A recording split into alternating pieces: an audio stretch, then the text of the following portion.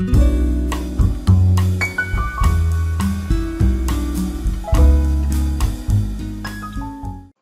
kembali di mata kuliah Introduction to Linguistics, dan kali ini kita akan membahas tentang fonologi.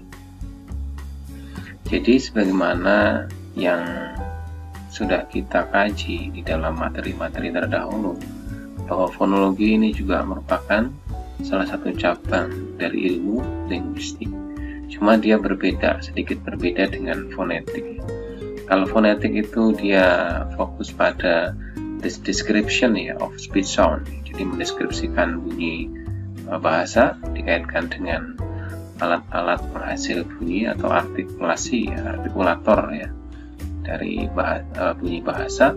Kalau fonologi dia fokusnya pada how the speech sounds are systematically organized in a language. Jadi dia fokusnya pada bagaimana bunyi bahasa itu secara sistematis itu disusun, diorganisasikan di dalam sebuah bahasa.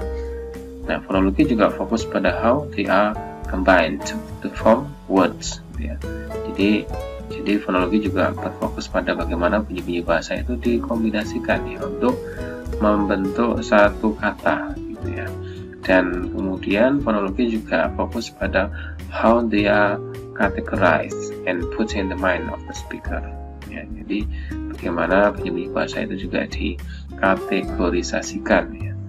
Dan kemudian kategorisasi bunyi itu nanti bisa put in the mind of the speaker ya, ada di dalam pikiran pembicara gitu ya, sebelum diucapkan. Nah, biar tidak bingung, kita berikan beberapa contoh fenomena fonologi ya di dalam bahasa. Jadi terkait dengan fonetik dan fonologi karena dia beririsan ya, itu juga dibedakan antara bunyi fonetik dan juga fonemik ya.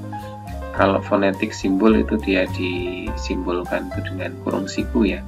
Kalau fonem itu disimbolkan dengan garis miring ya, garis miring. Jadi ini untuk menuliskan simbol fonetik dan juga fonemik ini berbeda ya. Baik. Nah, fonologi tadi dikatakan bahwa dia fokus pada how the speech sound are systematically organized in language and how they are combined to form words ya.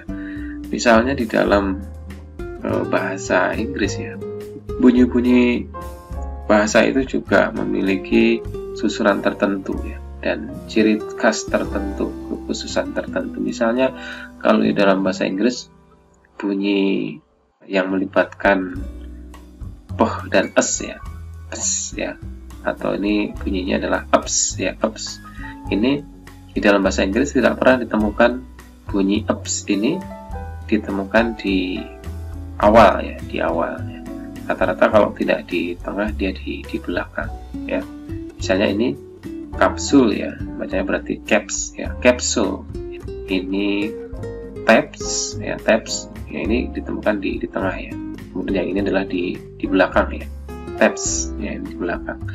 Nah, bagaimana dengan psikologi? Nah, psikologi ternyata PS di sini ini dia bukan ups ya, tapi dibunyikan dia biasa S ya, C, psikologi ya, psikologi. Jadi dia bukan ups. Jadi sekali lagi dalam bahasa Inggris ini adalah contoh bagaimana fenomena fonologis ya, bahwa dalam bahasa bunyi-bunyi itu kemudian systematically organized, secara sistematis disusun ya, to form words ya.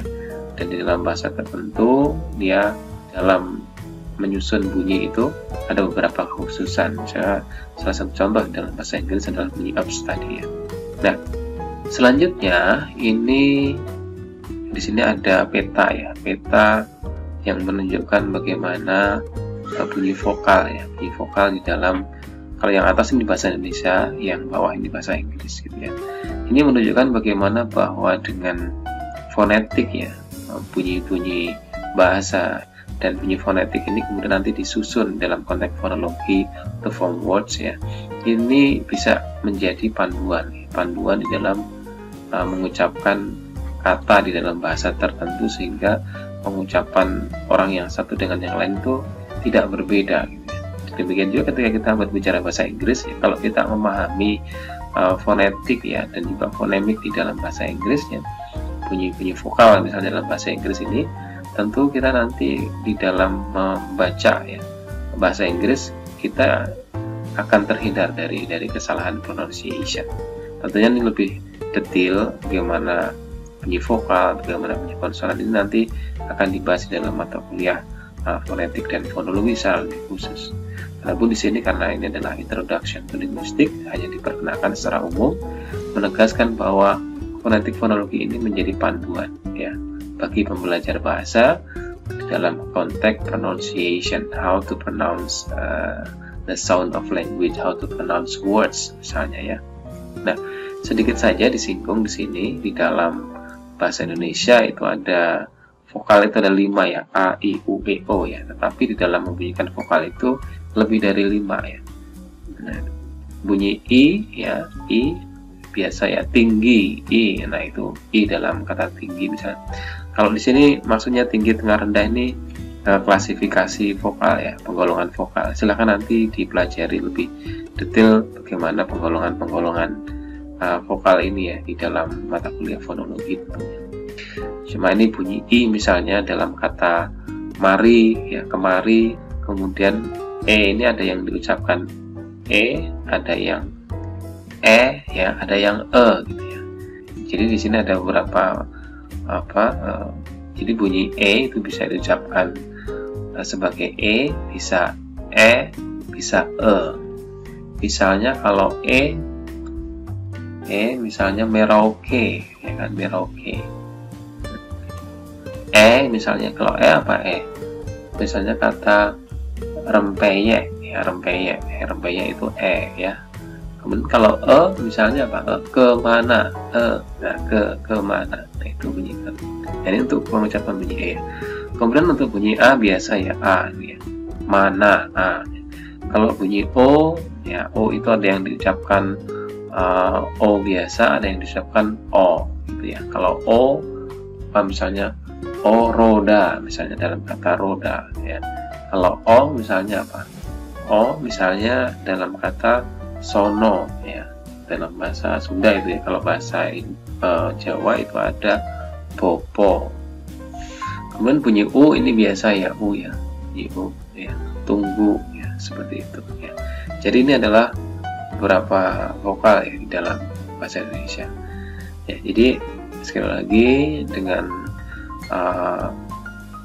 fonetik dan juga fonemik ya, dalam konteks fonetik dan juga fonologi ini menjadi panduan bagi kita bagaimana kita mempelajari bunyi-bunyi bahasa ya, dan kita juga bisa menggunakan panduan fonetik dan juga fonemik ini di dalam mengucapkan atau di dalam mempraktikkan pengucapan bahasa tertentu.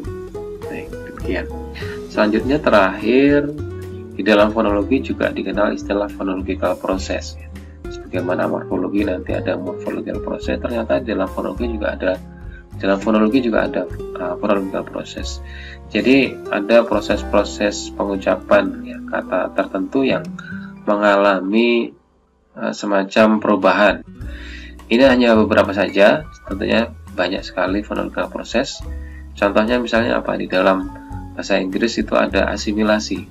Asimilasi ini dia pengucapan bunyi yang berdekatan diucapkan mirip ya, untuk memudahkan pengucapan. Misalnya I can play, dalam bahasa Inggris dia diucapkan I can play, I can play ya. I can be there menjadi I can be, bukan can be there ya. Bunyi antara N dengan P ini lebih mudah untuk pengucapan N ini dibunyikan dengan vokal M gitu ya. I can play ya. Can play dengan can play itu lebih mudah mengucapkan can play. Nah, ini disebut dengan asimilasi ya, dalam bahasa Inggris ya. I can be there, I can be there ya. Kemudian yang kedua ada fenomena yang disebut dengan deletion ya. Deletion ini berarti penghapusan vokal tertentu ya. Contoh dalam bahasa Sunda ya, ini sendal diucapkan senal gitu ya, handuk diucapkan anduk ya, kandang diucapkan kanang. Ini adalah fenomena-fenomena dilation di dalam fonologi ya. Ini semata-mata untuk memudahkan di dalam pronounce the words gitu ya. Sendal, senal, anduk, anduk, kan lebih enak ya. Kandang, kanan ya, dan sebagainya. Dan silakan nanti dipelajari lebih lanjut tentunya untuk hal-hal yang terkait dengan fonologi ini apa saja gitu ya.